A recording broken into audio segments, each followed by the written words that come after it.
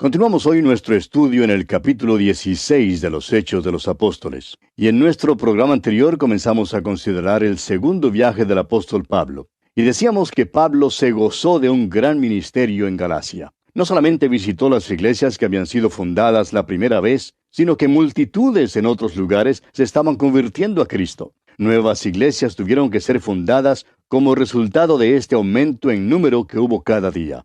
Hoy vamos a considerar la visita de Pablo a Filipos. Y comenzaremos leyendo el versículo 6 de este capítulo 16 de los Hechos. Y atravesando Frigia y la provincia de Galacia, les fue prohibido por el Espíritu Santo hablar la palabra en Asia. Galacia incluye toda esta región. Opinamos que Pablo pasó desde aquí al norte del país. La provincia de Asia queda más al sur, donde está la ciudad de Éfeso. El hecho es que Éfeso era la principal ciudad de la provincia de Asia. Teniendo intenciones de ir hacia el sur de Asia, Pablo pensaba dar una vuelta y pasar por Asia Menor. Esta era una región sumamente poblada en aquel entonces, y en verdad era el centro de la cultura griega. Esta era una gran región comercial, un centro político y un centro académico de gran importancia. Y Pablo esperaba dar una gran vuelta pasando por el país de Galacia, luego por Frigia, más tarde hacia el sur, a la provincia de Asia, y luego de vuelta nuevamente a Antioquía para dar un informe a la iglesia allí. Pero el Espíritu de Dios pensaba en otra cosa, y se nos dice que les fue prohibido por el Espíritu Santo hablar la palabra en Asia. Ahora, esto en verdad es asombroso, ¿no le parece, amigo oyente? Fíjese usted, Pablo quería ir hasta allí y el Espíritu de Dios había expresado que quería que la palabra fuera promulgada. Pero el mismo Espíritu le indicó a Pablo que quería que estuviera en un lugar diferente en aquella oportunidad. Por tanto, Pablo naturalmente cree que si no puede ir hacia el sur, irá al norte. Bitinia quedaba en el norte, junto al Mar Negro. Había una gran concentración de hebreos en esa región y era un centro de población bastante grande. Esta región hoy en día queda en Turquía. Veamos ahora el versículo 7 de este capítulo 16 de los Hechos. Y cuando llegaron a Misia, intentaron ir a Bitinia, pero el Espíritu no se lo permitió. El Espíritu de Dios les prohibió ir al sur, a la provincia de Asia. Y luego, el mismo Espíritu de Dios tampoco les permitió ir al norte hasta Bitinia. Han venido desde el oriente. Y ahora, ¿a dónde irán? Bueno, queda una sola dirección, y es hacia el occidente. Por tanto, Pablo siguió caminando hacia el occidente hasta que llegó a Troas. Tuvo que detenerse allí porque de allí le era necesario abordar un barco para poder proseguir. Pablo no podía imaginarse lo que iba a hacer ni a dónde iba desde ese punto. Leamos el versículo 8. Y pasando junto a Misia, descendieron a Troas. Creemos que si hubiéramos conocido a Pablo durante el tiempo de su parada temporal en Troas, podríamos haberle preguntado: Pablo, ¿a dónde vas? Y estamos seguros que nos habría contestado que no sabía a dónde iba. El Espíritu de Dios le estaba guiando y allí en Troas, Pablo simplemente esperaba. Se necesitará un movimiento poderoso para lograr que Pablo salga de Asia y que vaya a Europa. Continuemos ahora leyendo el versículo 9 de este capítulo 16 de los Hechos. Y se le mostró a Pablo una visión de noche. Un varón macedonio estaba en pie, rogándole y diciendo: pasa a Macedonia y ayúdanos. Este es el llamamiento de Pablo a Macedonia. Ahora, Macedonia queda al otro lado del mar Egeo, en Europa continental. Pablo estaba en Asia. El Evangelio pasará de Asia a Europa. Vemos que ahora el Espíritu de Dios le está dirigiendo hacia esa región. No sabemos por qué Pablo fue dirigido hacia Europa. No comprendemos por qué no fue dirigido hacia el oriente, a un país como la China, por ejemplo. Todo lo que sabemos es que el Espíritu de Dios le dirigió hacia el occidente, a Europa. Y damos muchas gracias a Dios por el hecho de que esta fue la dirección que tomó. Hablando sobre este mismo asunto, dice el autor de estos estudios bíblicos, el Dr. J. Vernon McGee, que en aquel entonces sus antepasados por un lado de la familia vagaban en los bosques de Alemania. Eran paganos y perversos, y adoraban toda clase de ídolos y se entregaban a la idolatría. De modo que, doy gracias a Dios, dice el Dr. McGee, que el Evangelio fue a Europa para alcanzar a los que allí habitaban. Ahora es posible que usted, amigo oyente, se sonría porque cree que es interesante que los antepasados de este hombre de Dios, el Dr. J. Vernon McGee, eran así. Pero permítanos decirle, amigo oyente, que quizás sus propios antepasados vivían en la cueva de al lado. Bien podrían haber sido tan viles y tan bajos como ellos. De modo que debemos dar gracias a Dios que el Evangelio pasó a Europa. todo lo que podemos hacer es admirarnos del tremendo significado de aquel gran paso a Europa. Bien, leamos ahora el versículo 10 de este capítulo 16 de los Hechos. Cuando vio la visión, enseguida procuramos partir para Macedonia, dando por cierto que Dios nos llamaba para que les anunciásemos el Evangelio. Ahora, ¿quiénes son los que se incluyen aquí en este cambio de persona? Aquí donde dice que Dios nos llamaba para que les anunciásemos el Evangelio. Nótese el cambio de la tercera persona del plural, ellos, en el versículo 8, a la primera persona del plural, nos, en este versículo 10 aquí. Es que ahora el doctor Lucas, el escritor de este libro, se ha asociado con este conjunto. Ahora ya son un cuarteto. En verdad es posible que hubiera otros también que les acompañaban, pero ahora tenemos por lo menos a un cuarteto que podemos identificar. Ellos son Pablo, Silas, Timoteo y el doctor Lucas. Esta es una verdadera delegación la que pasó a Europa. Ahora el versículo 11 nos dice, zarpando pues de Troas, vinimos con rumbo directo a Samotracia y el día siguiente a Neápolis. Neápolis queda un poquito al interior de la costa. Continuemos con el versículo 12. Y de allí a Filipos, que es la primera ciudad de la provincia de Macedonia, y una colonia, y estuvimos en aquella ciudad algunos días. Esta es su primera parada en Europa. Pablo fue a un centro estratégico para comenzar allí su ministerio en Europa. Esto hace que la iglesia en Filipos sea una iglesia notable. También hay otras razones que veremos en nuestro estudio de la epístola a los filipenses por las cuales esta iglesia estuvo tan cerca al corazón de Pablo. Esta era la iglesia que le amaba. Y Pablo amó a esta iglesia. Había algunos santos maravillosos en esta iglesia. Bien, continuemos con el versículo 13. Y un día de reposo salimos fuera de la puerta, junto al río, donde solía hacerse la oración, y sentándonos hablamos a las mujeres que se habían reunido. Filipos era una colonia en Macedonia. Esto quiere decir que era una colonia romana. Allí era donde vivía el gobernador romano. Esta gente tenía costumbres romanas y hablaban en latín. Ahora notemos que apenas afuera de la ciudad, junto al río, se celebraba el culto de oración. Nos preguntamos si ese culto de oración no tuvo algo que ver con la llegada del apóstol Pablo a Europa y con la visión del varón macedonio. En verdad nos damos cuenta que es una mujer llamada Lidia la que dirigía este culto de oración. Leamos el versículo 14 de este capítulo 16 de los Hechos. Entonces una mujer llamada Lidia, vendedora de púrpura de la ciudad de Tiatira, que adoraba a Dios, estaba oyendo, y el Señor abrió el corazón de ella para que estuviese atenta a lo que Pablo decía. Tiatira está situada en Asia Menor. Es el lugar de una de las 7 iglesias que recibió una amonestación de nuestro Señor en los capítulos 2 y 3 del libro de Apocalipsis. Esta mujer, pues, era de allí. Ella adoraba a Dios. Adoraba al Dios vivo y verdadero, pero tenía muy poco conocimiento. Esta mujer Lidia era una persona extraordinaria. Era una mujer de carácter dominante y era líder. Al parecer, era ella quien dirigía el culto de oración. Lidia parece ser, pues, la primera persona convertida a Cristo en Europa, y fue la figura dominante en la iglesia que estaba en Filipos. Continuemos ahora con el versículo 15. Y cuando fue bautizada, y su familia, nos rogó diciendo, si habéis juzgado que yo sea fiel al Señor, entrad en mi casa y posad. Y nos obligó a quedarnos. No sabemos nada en cuanto al esposo de Lidia, pero debe haber estado en alguna parte. Hay familias así como esa, ¿sabe?, donde la mujer tiene un carácter dominante. Y al parecer, así era en este caso porque toda su familia se convirtió a Cristo mediante su testimonio. Y ahora encontramos que Pablo y su grupo se quedan en su hogar y se hospedan allí. Es de asumir que Lidia era una persona pudiente y que le fue posible atender a las necesidades de ellos. Ahora continuemos con el versículo 16 de este capítulo 16 de los Hechos. Aconteció que mientras íbamos a la oración, nos salió al encuentro una muchacha que tenía espíritu de adivinación, la cual daba gran ganancia a sus amos adivinando. Amigo oyente, no vaya usted a creer que esta gente simplemente era tonta. Esta muchacha era endemoniada. Y estamos viendo en nuestros tiempos un resurgimiento del interés en el ocultismo y en los demonios.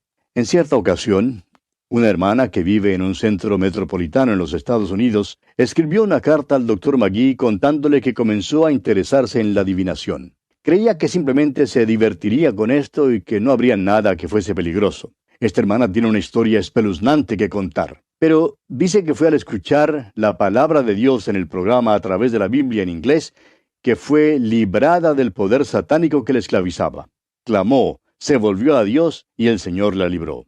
La creencia en demonios está basada en la realidad. Esta muchacha que se menciona aquí en este pasaje era poseída de demonios, era esclava y sus amos la usaban para conseguir mucha ganancia. Podemos decir que ya existía la mafia en aquel entonces. Continuemos con los versículos 17 al 19 de este capítulo 16 de los Hechos. Esta, siguiendo a Pablo y a nosotros, daba voces diciendo: Estos hombres son siervos del Dios Altísimo, quienes os anuncian el camino de salvación. Y esto lo hacía por muchos días, mas desagradando a Pablo, éste se volvió y dijo al Espíritu: Te mando en el nombre de Jesucristo que salgas de ella. Y salió en aquella misma hora. Pero viendo sus amos que había salido la esperanza de su ganancia, prendieron a Pablo y a Silas y los trajeron al foro ante las autoridades. A Pablo le fue posible echar fuera el demonio en el nombre del Señor Jesucristo. Pero esto tocó el dinero de los amos. Y usted sabe que si se toca el dinero de alguna persona, pues esta persona se pone en acción. De modo que estos hombres ahora se declaran públicamente como enemigos de Pablo y su grupo. Continuemos con los versículos 20 y 21.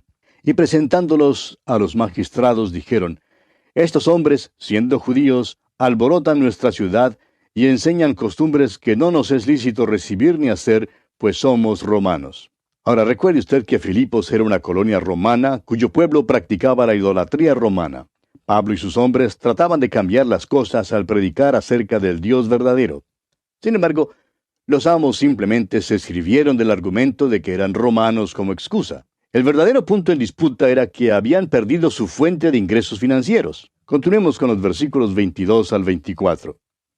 Y se agolpó el pueblo contra ellos, y los magistrados, rasgándoles las ropas, ordenaron azotarles con varas. Después de haberles azotado mucho, los echaron en la cárcel, mandando al carcelero que los guardase con seguridad. El cual, recibido este mandato, los metió en el calabozo de más adentro y les aseguró los pies en el cepo. Note usted que estos hombres fueron azotados. Sus espaldas fueron laceradas y ellos fueron echados en la cárcel. Para mayor seguridad, notamos que el carcelero sujetó sus pies en el cepo. Ahora el versículo 25 dice: Pero a medianoche, orando Pablo y Silas, cantaban himnos a Dios, y los presos los oían. ¿Qué cosa más maravillosa es esta, que estos hombres cantaban alabanzas a Dios mientras se hallaban en una situación tan miserable? No es extraño, pues, que las puertas se abrieran. Continuemos con los versículos 26 y 27, pero leamos el 25 una vez más. Pero a medianoche, orando Pablo y Silas, cantaban himnos a Dios, y los presos los oían. Entonces sobrevino de repente un gran terremoto, de tal manera que los cimientos de la cárcel se sacudían, y al instante se abrieron todas las puertas, y las cadenas de todos se soltaron. Despertando el carcelero, y viendo abiertas las puertas de la cárcel, sacó la espada y se iba a matar, pensando que los presos habían huido. Vamos a considerar por un momento a este carcelero filipense. Era responsable por estos presos, y naturalmente pensó que si las puertas se habían abierto y las cadenas se habían caído, pues los presos se habían ido. Y él sería responsable por su escapada, y tendría que perder su vida por incumplimiento de su deber. De modo que vemos que se paró listo a caer sobre su propia espada. Se paró al borde de la eternidad y se vio como un alma perdida. Pero vea usted lo que ocurre aquí en los versículos 28 al 31. Continuemos leyendo. Mas Pablo clamó a gran voz diciendo: No te hagas ningún mal, pues todos estamos aquí. Él entonces, pidiendo luz, se precipitó adentro, y temblando se postró a los pies de Pablo y de Silas. Y sacándolos les dijo: Señores, ¿qué debo hacer para ser salvo? Ellos dijeron: Cree en el Señor Jesucristo y serás salvo, tú y tu casa. ¿Qué debe hacer un hombre para ser salvo?